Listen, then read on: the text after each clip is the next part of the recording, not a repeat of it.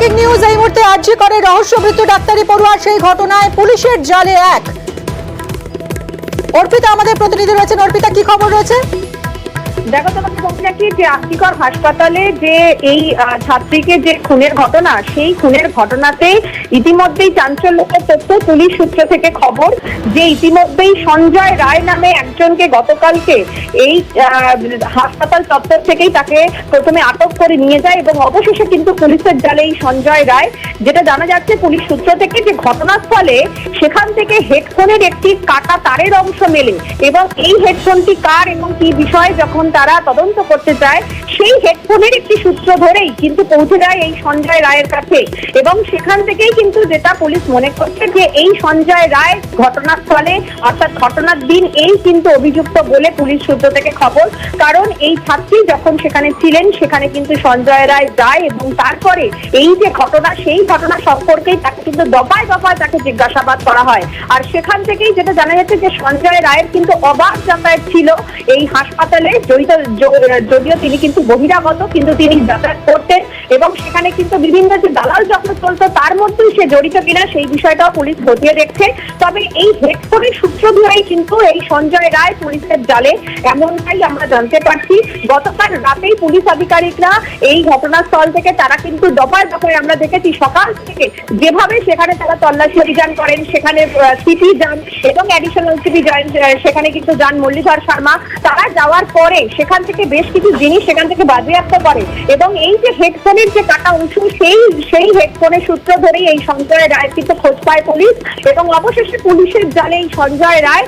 Police আধিকারিকরা তারা যেটা বলছেন যে এই ছাত্রীকে গতকাল যে খবর আমরা প্রথমে দেখিয়েছিলাম যে ইনকোয়ারি রিপোর্ট, অর্থাৎ যাকে বলা হয় যে প্রথমে প্রাথমিকভাবে পুলিশ দেখে যে রিপোর্ট তারা পেয়েছিলেন, সেই রিপোর্টে কিন্তু উল্লেখ রয়েছে যে 10টি আঘাতের চিহ্ন রয়েছে এই ছাত্রীর দেহে এবং সেখানে মূলত কিন্তু তার যে সমস্ত যে সেখানে গোপনাঙ্গ থেকে তার ব্লিডিং হয় এবং তারপরে কিন্তু তার বুক থেকে তার রক্ত বেরোয়, মুখ থেকে রক্ত বেরোয়, বাম পায়ে আঘাত ছিল, পেটে আঘাত ছিল, বাম পায়ের গোড়ালিতে আঘাত ছিল, ডান হাতের আঙুলে আঘাত ছিল, আঘাত ছিল এবং মুখে এবং নখে কিন্তু তার আঘাত ছিল এবং নীল ম্যাট্রেসে প্রচুর পরিমাণে চুল এবং সেখানে রক্ত জমাট ছিল।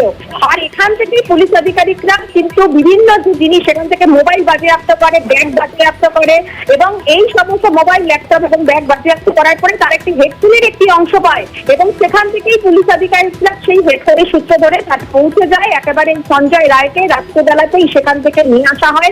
দফায় দফায় তাকে জিজ্ঞাসাবাদ করেন পুলিশের জালে কিন্তু অবশেষে সঞ্জয় রায়।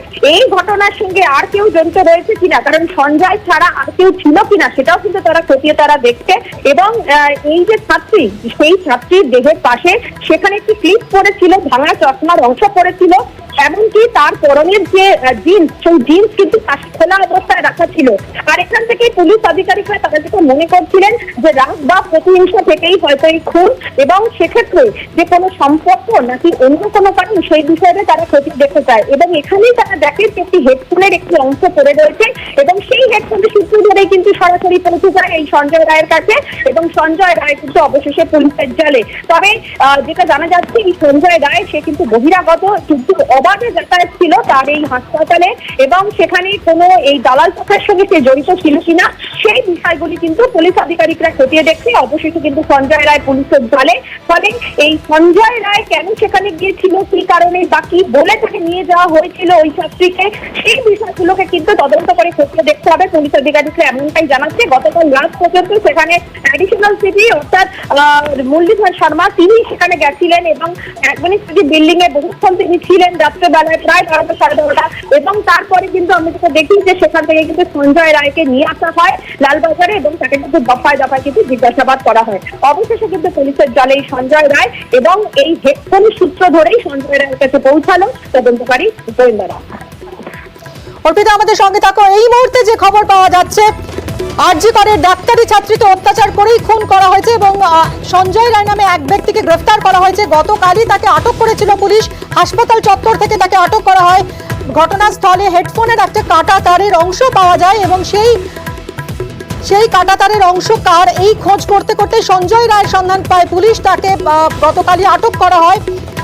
এই সঞ্জয় রায় বহিরাগত বলেই জানা যাচ্ছে। কি কারণে হাসপাতাল চত্বরে আনাগোনা ছিল, একটি দালাল চক্র চালাতো কিনা, দালাল চক্রের সঙ্গে জড়িত কিনা, সেই সমস্ত বিষয়েও খোঁজ চালাচ্ছে এই মুহূর্তে পুলিশ। আর কেউ জড়িত কিনা সে সম্পর্কেও তদন্ত চলছে। আরো আপডেট আমরা নিতে থাকবো অর্পিতা আমাদের প্রতিনিধির কাছ থেকে। অর্পিতা, এখনো পর্যন্ত সঞ্জয় রায় সম্পর্কে আর কি কি তথ্য উঠে আসছে এবং ইনকোয়েস্ট রিপোর্টে কি কি বলা হয়েছে আরো একবার তোমার থেকে জানবো। দেখো, আমরা দেখেছি যে গতকালকে এই যে সেমিনার হল, সেই সেমিনার হল থেকে এই ছাত্রীর দেহ, অর্থাৎ সেকেন্ড ইয়ারের যে ছাত্রীর দেহ, সেই ছাত্রীর দেহ সেখান থেকে মেলে এবং সেখানে অবিন্যস্ত যে তার কাপড় ছিল এবং সেখান থেকে কিন্তু তার দেহ মেলে। এবং তারপরেই যে ইনকোয়েস্ট রিপোর্ট বা প্রাথমিকভাবে পুলিশের যে অবজারভেশন, সেই অবজারভেশনে কিন্তু উল্লেখ হয় যে এই চিকিৎসকের রহস্য মৃত্যুর ঘটনাতে প্রায় চিকিৎসকের দেহে, এই ছাত্রীর দেহে 10টি আঘাতের চিহ্ন রয়েছে এবং সেগুলো কিন্তু খুবই মারাত্মক। অর্থাৎ তার দুই চোখ থেকে রক্ত বেরিয়েছে, মুখ থেকে রক্ত বেরোয়, মৃতের যে গোপনাঙ্গ বা যৌনাঙ্গ সেখান থেকে কিন্তু রক্ত বেরোয় এবং বাম পায়ে তার আঘাত রয়েছে, পেটে আঘাত রয়েছে, বাম পায়ের গোড়ালিতে আঘাত রয়েছে, ঘাড়ে আঘাত রয়েছে, ডান হাতের আঙুলে আঘাত রয়েছে এবং ঠোঁটে আঘাত, এবং তার যে ফেস এবং নখে সেখানেও কিন্তু আঘাত রয়েছে। আর এখান থেকেই কিন্তু একটা পুলিশের ধারণা হয় যে তার মানে এই মাথা থেকে পা অবধি যেভাবে তাকে অত্যাচার চালিয়ে তাকে কিন্তু হত্যা করা হয়েছে, এমনটাই পুলিশের প্রাথমিক অনুমান। অর্থাৎ দেহের প্রত্যেকটি অংশ সেখানে কিন্তু আঘাত করা হয়েছে এবং যেটা বলা হচ্ছে যে পুলিশের প্রাথমিক যেটা অনুমান, কালকে ময়নাতদন্তের প্রাথমিকভাবে যে একটা ওপিনিয়ন যে এখানে দেওয়া হয়, যদি এখনো সম্পূর্ণ রিপোর্ট পাওয়া যায়নি, সেখানে কিন্তু বলা হয় যে ঘাড়ের যে আঘাত, সেই ঘাড়ের আঘাতেই কিন্তু মূলত কিন্তু তাকে কোনোভাবে তাকে হত্যা করা হয়েছে গলার এই অংশে। এবং সেখানেই পুলিশের কিন্তু সন্দেহ হয় যে মাথা থেকে একেবারে পা পর্যন্ত যেভাবে ইনকোয়েস্ট রিপোর্টে এতগুলো ইনজুরি মার্ক, সেটা থেকে পুলিশের মনে হয় যে এটা কোনো এমন কারো কাজ যে কিনা পূর্ব পরিচিত, যে এখানে অবাধে আসে, সেই কারণে এই রুমটি সে চেনে। এবং এক্ষেত্রে 10টি আঘাত এবং নৃশংসভাবে তাকে হত্যা করা হয়েছে। এমনকি নীল ম্যাট্রেসে যেখানে তার দেহ ছিল সেখানে প্রচুর পরিমাণে ছড়িয়ে ছিটিয়ে রয়েছে তার চুলের অংশ এবং বেশ কিছু জায়গায় রক্ত জমাট বেঁধে গিয়েছে। এবং দেহটি ছিল মূলত, মাথা ছিল পশ্চিম দিকে, পূর্ব দিকে তার পা ছিল এবং অর্ধনগ্ন অবস্থায় তার কিন্তু দেহ মেলে। সেক্ষেত্রে পরনে তার গোলাপি কুর্তি এবং নিচের দিকে যে জিন্স, সেই জিন্স কিন্তু পাশে খোলা অবস্থায় ছিল এবং তার যৌনাঙ্গের পাশে একটি ক্লিপের ভাঙা অংশ এবং একটি চশমার ভাঙা অংশ, একটি চুলের ক্লিপ এবং ভাঙা অংশ একটি চশমা, সেটি মেলে। পুলিশের প্রাথমিক অনুমান হয় যে আততায়ী কিন্তু রাগ এবং প্রতিহিংসা থেকেই তার মানে খুন করেছে। এবং পুলিশ এটা প্রথমভাবে যেটা জানতে পারছে যে এক্ষেত্রে কিন্তু প্রমাণ লোপাট করার জন্যই কি তাহলে খুন, সেই বিষয়গুলোকে কিন্তু দফায় দফায় জিজ্ঞাসাবাদ করে জানার চেষ্টা করছে পুলিশ আধিকারিকরা। গতকাল যখন রাত্রে বেলায় পুলিশ আধিকারিকরা টিম নিয়ে সেখানে যায় এবং সঞ্জয় রায় নামে একজনকে সেখান থেকে কিন্তু পুলিশের জালে আটক করে এবং এই সঞ্জয় রায়কে কি গ্রেফতার করা হয়েছে? দেখো, সঞ্জয় রায়কে কিন্তু ইতিমধ্যেই কিন্তু জিজ্ঞাসাবাদ করার পরে তারা কিন্তু পুলিশের জালে, অর্থাৎ পুলিশ কিন্তু এক প্রকারের কিন্তু বলা যায় যে তাকে দফায় দফায় জিজ্ঞাসাবাদ করে এই ঘটনার সাথে তার যে লিঙ্ক আপ, বেশ কিছু অংশ পাওয়াতেই পুলিশের জালে এই সঞ্জয় রায় বাইরে থেকে তার অবস্থার যাতায়াত ছিল। এবং এই যে দালাল চক্র চলতো, আরটি পরে বিভিন্ন সময় দালাল চক্র চলতো, এই কিন্তু বহিরাগত সঞ্জয় রায়, মানে সেখানে এই দালাল চক্রের সঙ্গে যে সে জড়িত কিনা সেই বিষয়গুলি পুলিশ আধিকারিকরা খতিয়ে দেখছে যে এই বিল্ডিং এ তার অভাব, তার যাতায়াত ছিল এবং কি করে ওই একদমই সঞ্জয় রায়কে জিজ্ঞাসাবাদ করে আর কি কি তথ্য উঠে আসে আমাদের অবশ্যই তদন্তের গতি প্রকৃতির দিকে নজর থাকবে। অনেক ধন্যবাদ তোমায় অর্পিতা।